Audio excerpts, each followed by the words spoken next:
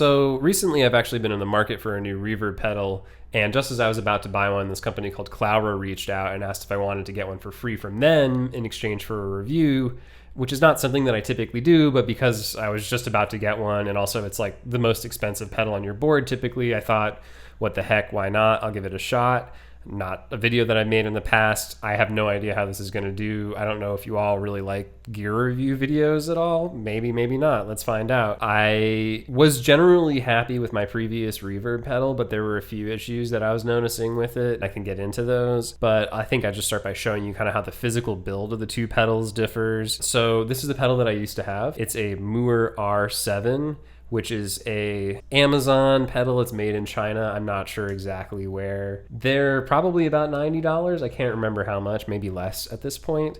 I think that's how much I paid for it at the time. Generally speaking, it's continued to work. If I had to make a criticism of the build quality, I would say that the knobs are very, very cheap, and it only has one in and out on each side, so it doesn't do stereo. Both of those are kind of issues. Also, getting Velcro to stick to the back of this thing was surprisingly difficult. So those were three things I kind of noticed about the way it was constructed. Maybe this rubber is just kind of cheap. It's sort of like maybe on the kind of slippery side, I guess. And compared to the interface button on my new reverb pedal, this one's a little bit less tactile, I suppose. But this thing has continued to work. I've had it for years. It's perfectly serviceable. Most of the issues that I have with it have to do with its functionalities and not so much with how it's constructed. But I would say that the knobs, again, are very, very cheap.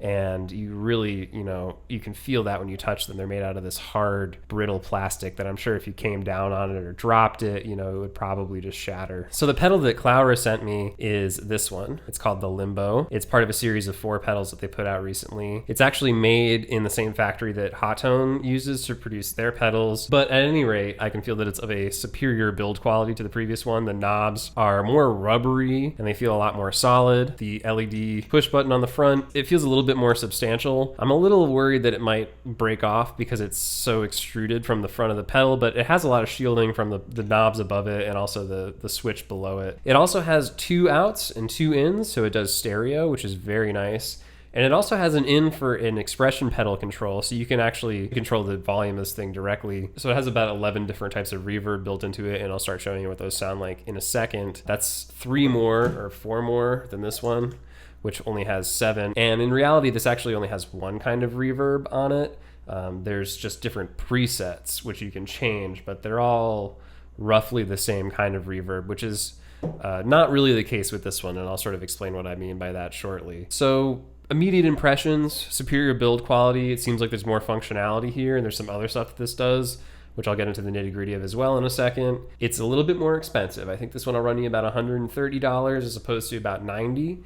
That's still relatively cheap for a reverb pedal. Thus far, I'm liking it pretty well. There's some issues that I've noticed, but I'll let you decide whether you think it's worth it or not. Let's throw it on the board and see how it works. Okay, I got everything plugged in. I got my Telecaster here. I'm going into my Bad Monkey for a little bit of drive. I might turn on the Rat a little bit later. And we're going into a Tweed style amp sim right now. So this is what it sounds like clean.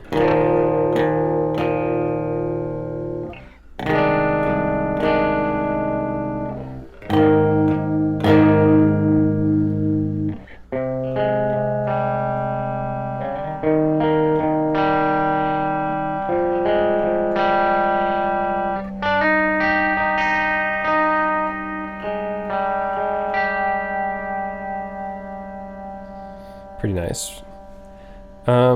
So on the R7, you've got these 7 presets. If I turn it on, it's already set to 3. And you'll notice it's only coming in on the right channel because this is a mono pedal.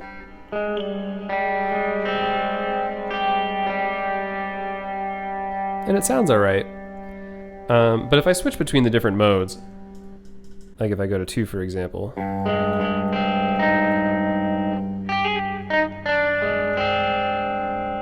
or if I go to 5,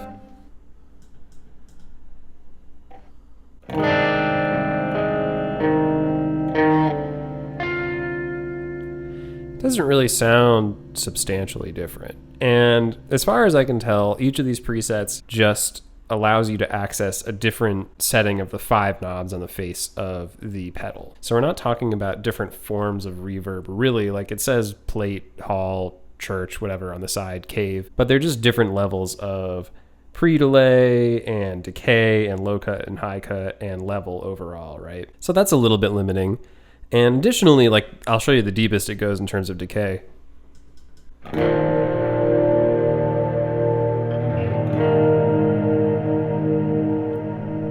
Which is pretty deep, but it's not terribly deep. And also, this is the only type of deep decay that you can get on this pedal.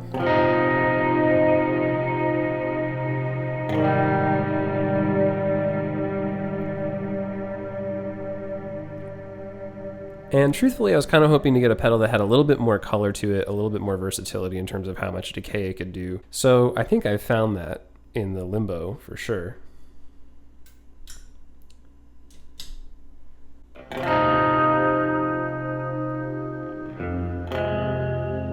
This is just Hall, for instance. And I don't even have the decay turned up very high, and we're already hitting a much richer sound. And you'll notice here that we've got a texture knob on the front, and this adds some modulation to our decay. So we get a little bit of wobbliness, which makes it a little bit more textured, I guess, you know?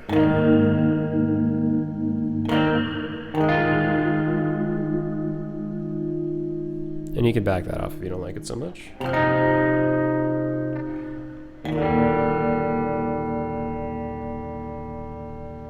So all of these different kinds of reverb on this pedal do sound different. And a lot of the beginning ones you don't really notice as much, but once you hit spring, start to pick up on it a little bit.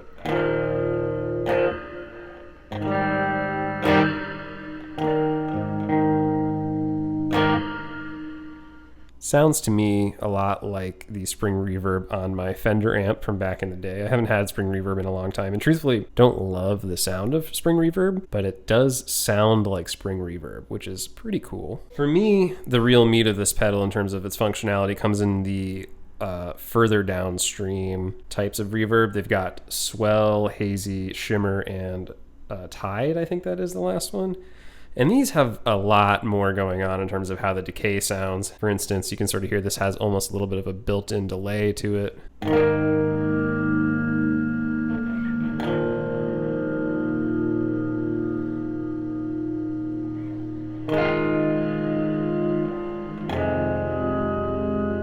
can sort of hear it swell in after the fact.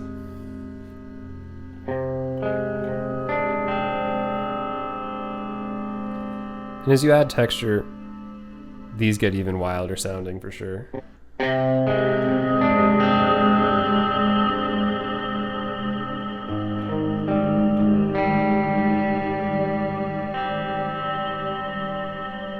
And you can adjust size as well, which makes the pitch of the reverb slightly different. You can down pitch it and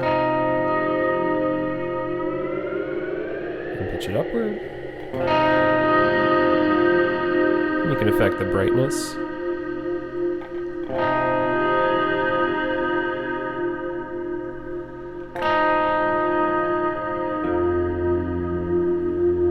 I like leaving these all in the middle. And I think instead of a level pedal, it's got a mix pedal, which is kind of nice. So you can take out all of the original guitar sound and get something much more ambient, which I really like.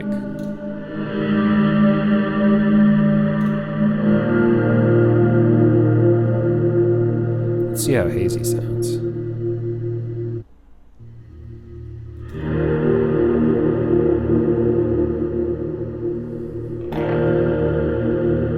Hazy might be my favorite. I actually like to take the texture out most of the way with this one.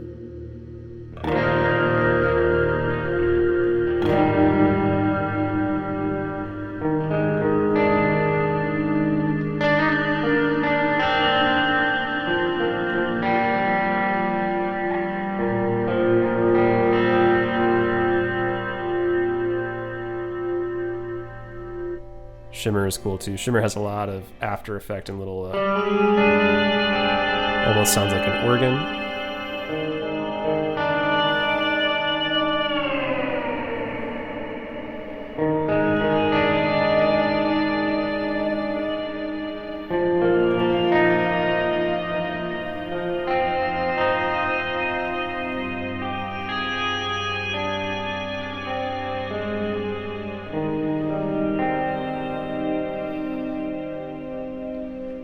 And there's also Tide, which is a little funky sounding to me, but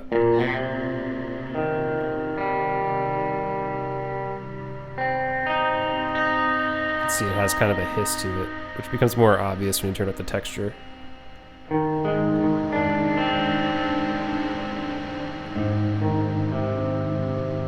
But, you know, if you're looking for a very lo-fi sound, I could see how this would have applications, maybe even on a synth too. Which, I would like to try these pedals on a synth as well. I don't know if I'll have time in this review to do that, but I might give it a shot later.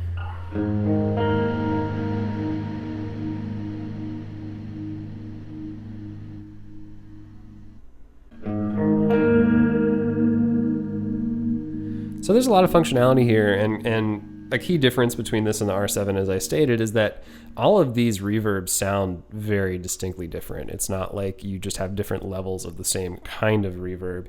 And it's in stereo, which I don't know how often I'm going to be using that, but it is a cool feature, especially when you're recording, to add just another level of texture to whatever you're doing.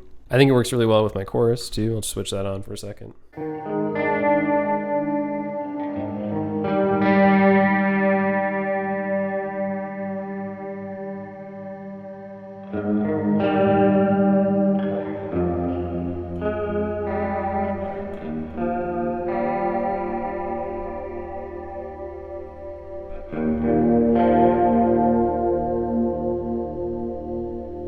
It's very pretty.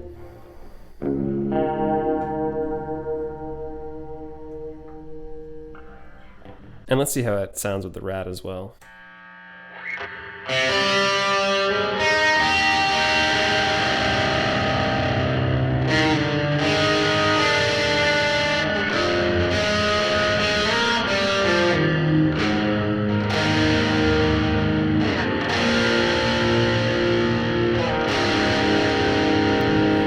I think it plays nicely with distortion for sure.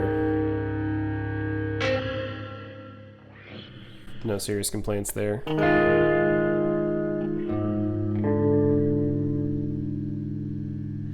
So there's some other features to this pedal that I think make it an even more interesting pedal than the R7, and I'll go into those now before we talk about caveats. So one thing that it does is ramp. If I press the LED, it turns yellow, and now it's in ramp mode. And while it's in ramp mode, I can set it so that I can switch between two different levels of decay, essentially, or any settings for that matter. So I turn this all way up, right? Very, very spacey now. Well, I can hold this down until it blinks purple, and now it's saved to my ramp function. So as long as I have the LED yellow, I can play at any level. Turn these way down. Can turn these way down, sorry. And as soon as I engage that button,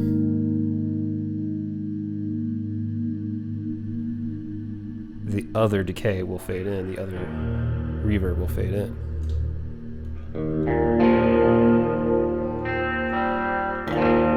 As you can see, it switches between the two.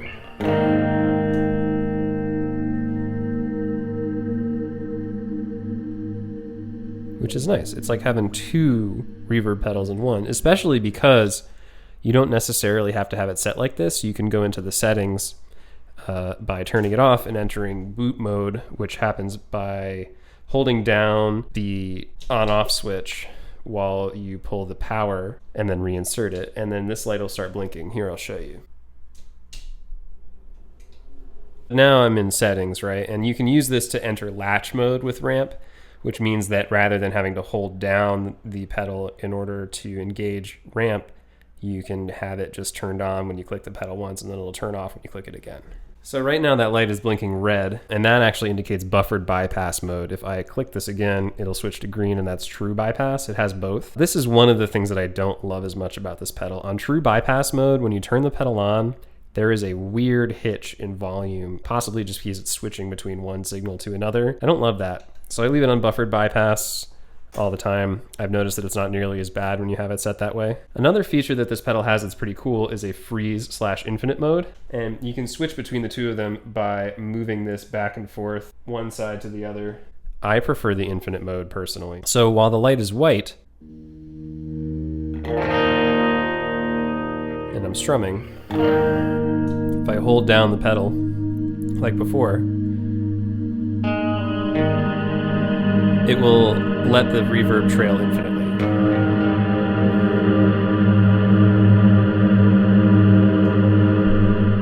When I let go, it just fades out. So this is infinite, right? And I said it has this freeze too. Freeze is a little different. Freeze will just save what the last second or so of what you were playing was and just hold on that. In my experience, it doesn't work quite as well. So I haven't been using the freeze as much as I've been using the infinite. But it does work too. It's just a little tricky because you kind of have to like hit the pedal right as you're playing. Otherwise it might just catch some random noise instead. And then it'll just go, which isn't great. It is still really cool. You know, it's not common to see a pedal that has both of the functionality of a reverb pedal and a freeze pedal all in one. I really like that for sure. In terms of how you adjust the ramp effect, that's pretty straightforward. All you have to do is hold down this and twist these, and you'll see that it starts blinking yellow as it does that. And you've got ramp release here, ramp attack, and then also pre-delay. By adjusting these, you can change some of the internal parameters as well. I like to leave pre-delay set pretty high, but if you turn it down, obviously there's more of a gap between when you play and when the delay kicks in. And those will be saved as long as the pedal exists, as far as I can tell. You don't need to do that every time you plug it in again.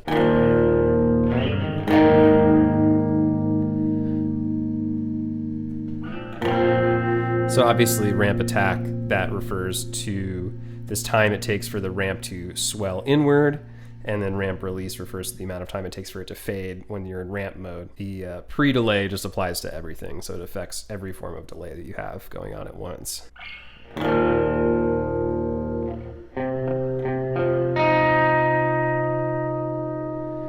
So let's talk caveats.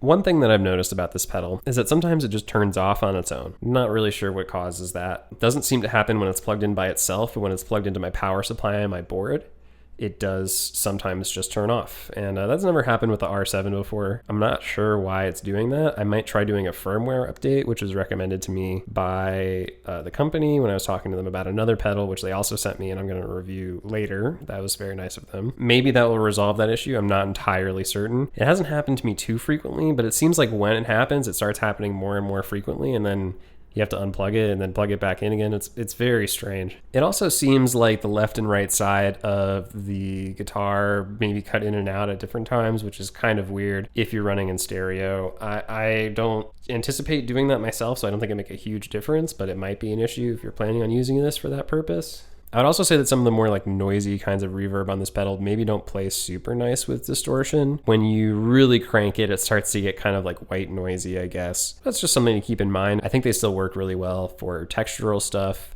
It's just not the best for maybe like regular playing. If I was kind of just trying to add a little bit of reverb on top, I might just use my amp reverb instead. Overall, I'm very satisfied with this pedal. I think it's very cool. Clara Limbo, check it out. I'll leave a link in the description. I like the art on the front too. I didn't really talk about that. I think it's earned a spot on my board. We'll see.